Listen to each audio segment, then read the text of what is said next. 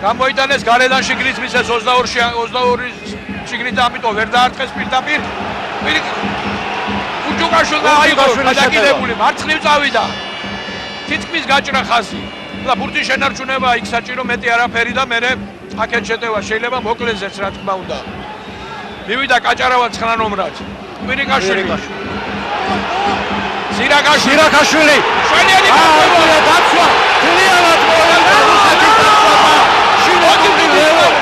შესანიშნავი ლევო დღევანდელ შეხვედრაში. ოჩა ეს გახლდა დავით ზირაკაშვილი.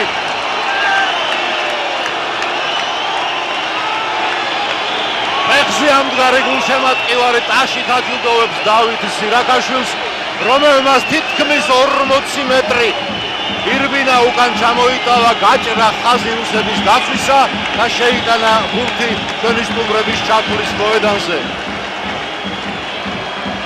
ყველაფერი მოხდა ძალიან მარტივად, ძალიან სადაც ყოველგვარი გული კომბინაციების გარეშე ეკო კვირიკაშვილმა მიცა პასი მარჯვნივ და შემდეგ ჩაერთო იერიშში ზირაკაშვილი, რუსებმა ვერ დაიჭირეს